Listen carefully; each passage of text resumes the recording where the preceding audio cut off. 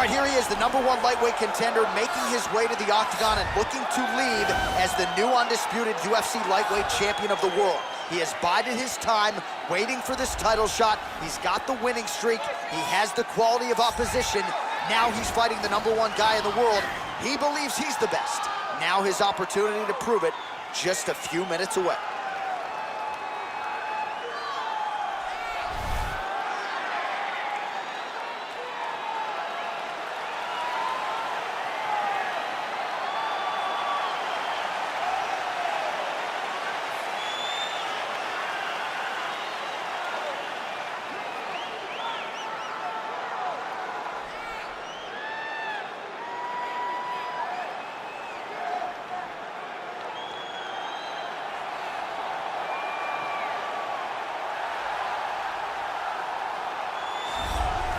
All right, here's the UFC lightweight champion of the world, defending his belt yet again. This has been one dominant 155-pound fighter, ladies and gentlemen.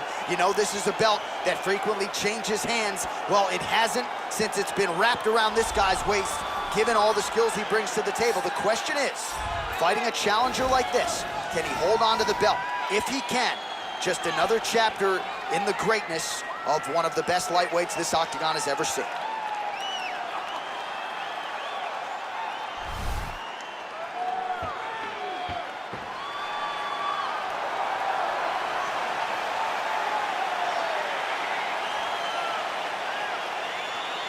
Our tail of the tape for this, our main event of the evening. So these fighters are just a year apart, some differences in height and reach. And now to get us started, here is Bruce Buffer. Ladies and gentlemen, this is the main event of the evening. And when the action begins, our referee in charge of the octagon, Dan Murgliata. And now, this is the moment UFC fans around the world have been waiting for. Live from the T-Mobile Arena in Las Vegas,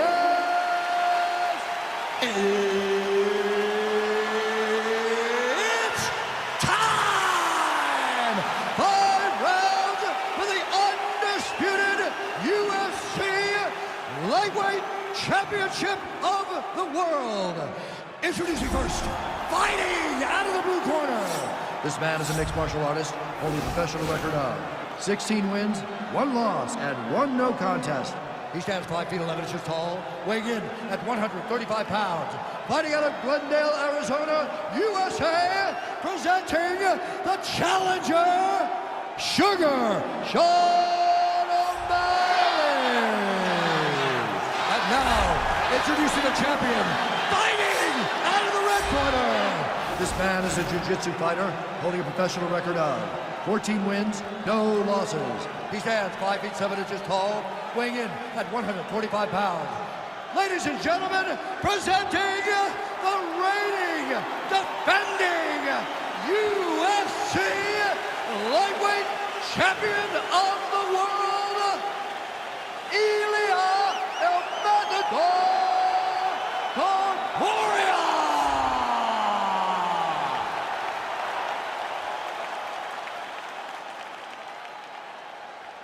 All right, this is for the UFC Championship. I want you to obey my commands at all times, protect yourself at all times. I want a nice, clean, safe fight. Touch gloves, back your corners, not fight.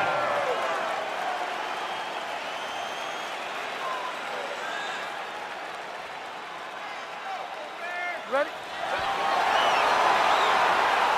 Ready? Ready? Ready? All right, so here we go with round 1, and fear is not a factor for him. He feels so confident in all of his skills, he don't care what John, it doesn't matter. It does not matter how well you see yourself as a grappler. This guy's different level. Yeah. This guy's next level. You want to avoid this at all costs. Maintain distance. Do not go and grapple this guy. Oh, nice slip to avoid that right hand. Great punch landed with so much power. Nice defense on the single leg takedown. You can tell he's worked on that. I mean, this guy is really focused on those punches to the head inside of the clinch. Looking to land the right hand, he misses.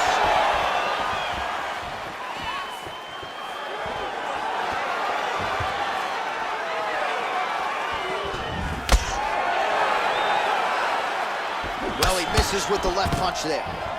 Oh, stuffs the takedown without issue. Good stick. Oh, and there he goes, working off that jab again. How's your jabs? I mean, the jab's nice. I love throwing the jab. But you realize that as MMA evolves, guys will start to fight behind a very educated jab. It's just like boxing. The most thrown punch, and the first one you learn is a jab. Right. And in MMA, guys are starting to take that same approach because it is such an effective weapon. Good defense to block the strike coming back.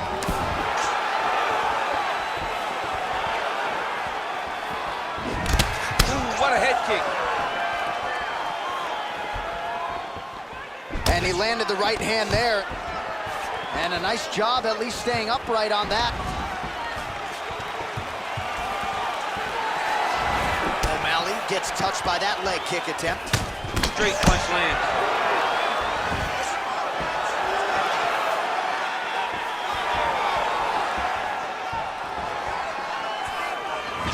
Beautiful head movement, slips there.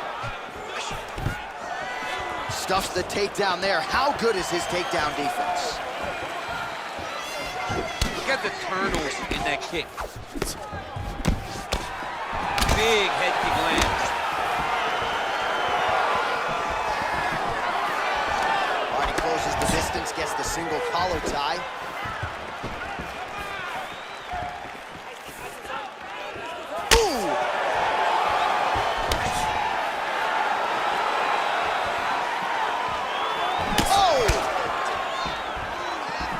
Real sneaky head kick gets in there.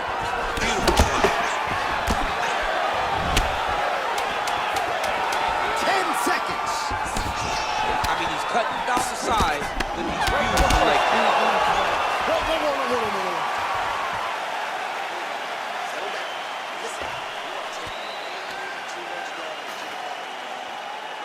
Well, what a round it was, especially from a striking standpoint. DC, take us through. High-level striking. I mean, this is what people come through the doors to see. Two men stand on a quarter, chest to chest, forehead to forehead, and let it all fly. I'm surprised nobody went out, but it does excite me for the next round. All right, round two is now upon us. Pretty competitive first 5 minutes, I thought. It's exactly what we expected. We expected when we saw this on the match sheet that these two guys... Over the top. This fight's going to be over, DC. What a great way of mixing up his attack. He didn't stay the course. He mixed it up. He went high with his opponent while he was going low, and now he's got him hurt very badly. Oh! Strike right there. I'm not sure how many more of these his opponent can take. Massive shot that he landed. Great job. Working off of his back here. Looks like he may try to hip escape. Working out of side control here. His opponent trying to control posture, but you got to be careful here. O'Malley's pass attempt denied. Well, these are some excellent ground and pound strikes here, DC. There's an efficiency with which he operates in these situations. He knows exactly when to throw, exactly when to hold, and it's allowing him to really control the grappling aspect of the fight. There's a song there, right? Know when to hold him, know when to fold him. Yep, absolutely. The Kimura is not the arm. It's the shoulder pressure that usually makes you tap. But now DC trying to isolate an arm. Yep, he's using the Kimura. It's in there deep. There you go.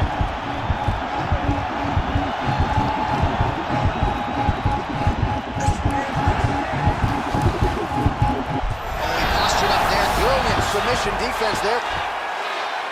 Oh, right to the mount.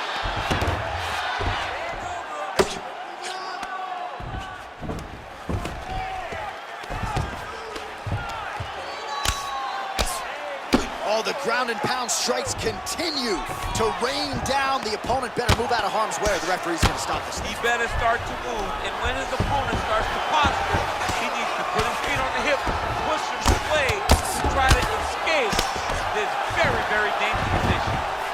Well, the ground and pound is there once again. Strong work here by Sean O'Malley. Back to the feet now. Stuffs the takedown, no problem.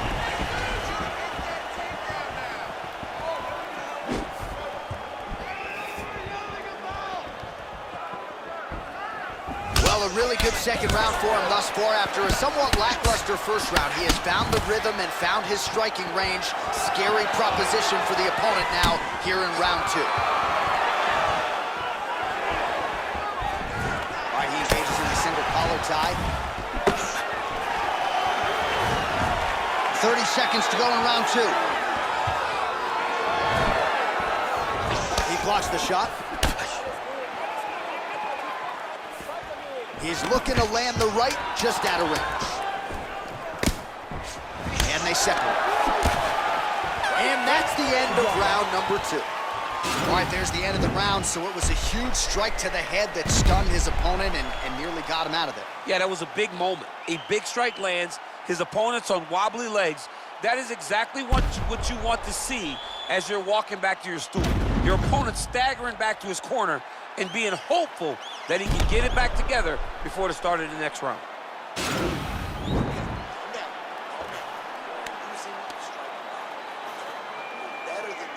All right, next round is now underway. Hopefully the action continues at a high level. Pretty good first 5 minutes. Pretty good first 5 minutes. Both of them can really pick it up. Let's see who decides they're going to lead the dance as we go forward. Punches in bunches, and he hasn't really shown any signs of slowing down here tonight. I'm not sure how much more his opponent can take. Oh, nice kick right there. Tell the masses how good that feels to get kicked like that. John, it doesn't. It doesn't feel good to be kicked like that. He can't take any of those kicks. When you're in a clinch, you can pull down on the head and land these beautiful punches to the head. Nice punch land at the top.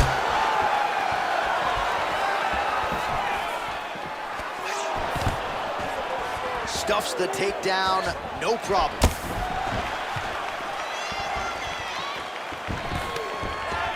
Stuffs that takedown attempt without issue. Oh, lands another beautiful strike to the body, really starting to connect at will when it comes to working the body, and especially effective doing it later in this fight. Didn't see a lot of that from him in the earlier rounds. Now he's on top of him looking for the finish. All right, he's very comfortable fighting off his back, DC. Now looks like he's trying to hip escape.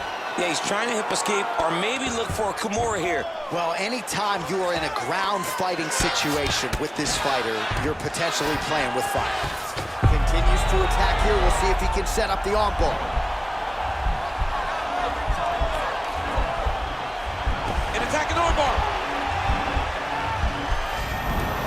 Arm has been isolated, but he picks him up and slams him down. He lifted him through the air, slammed him on his back, and moved right into side control to get out of danger. Beautiful job to not just turn defense into offense, but also to end up in a dominant position.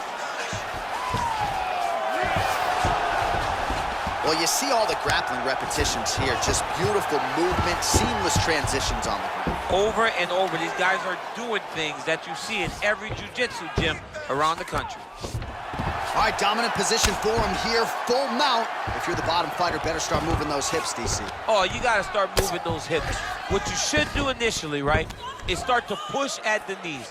Push at the hips, create some distance, shrimp, and try to recollect half guard. Half guard sucks, but it's much better than being mounted fully by your opponent. O'Malley's lower jaw does not look good. I don't think it's broken, but starting to show some obvious signs of swelling. Continuing to work out of the half guard. Drop clip with the right hand. Lands the ground and pound strike. Oh, and there's the horn at the end of the round. So the fighter was really caught in a submission there just as the horn sounded. Safe to say he was saved by the bell there. So back to the stools they go. 60 seconds to recover here. We're gonna fight on, ladies and gentlemen. Another round coming up. All right, now we take a look back at some of the action in that previous round, DC. A lot to like on both sides, really. I mean, both were intent on going forward. And what happens when nobody wants to take a step back? They meet in the middle.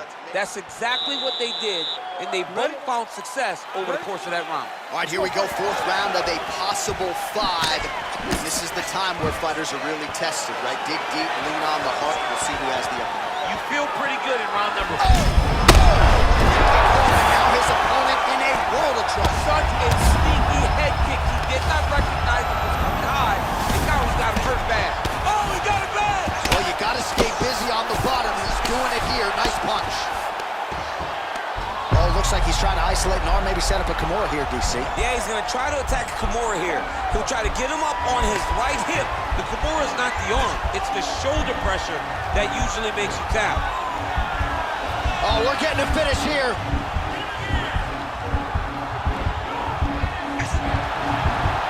And this might just be a matter of time.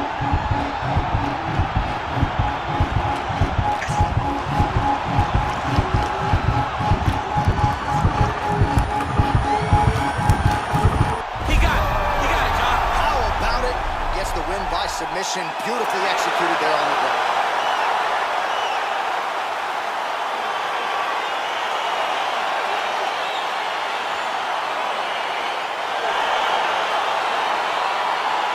All right, so a wild round and a wild sequence there on the ground, DC. Talk us through the highlight. He's such a phenomenal grappler. I don't understand how people don't know that this guy wants to submit you.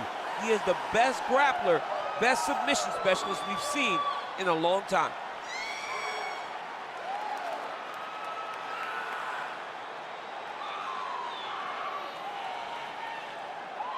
Well, ladies and gentlemen, there he is, the UFC lightweight champion, and I'm not sure any 155-pounder could have held up under the onslaught here tonight. He wins the belt by way of submission. Ladies and gentlemen, referee Dan Bergliano calls a stop to this contest at 1 minute, 39 seconds of round number 4. For the winner by submission, and still the undisputed UFC lightweight champion of the world, Ilia Topuria. All right, so he defends the UFC lightweight title tonight, and I think in so doing starts to close the gap on the pantheon of lightweight greats. A hugely successful defense tonight. Big moment for this man. Every time he goes into the octagon,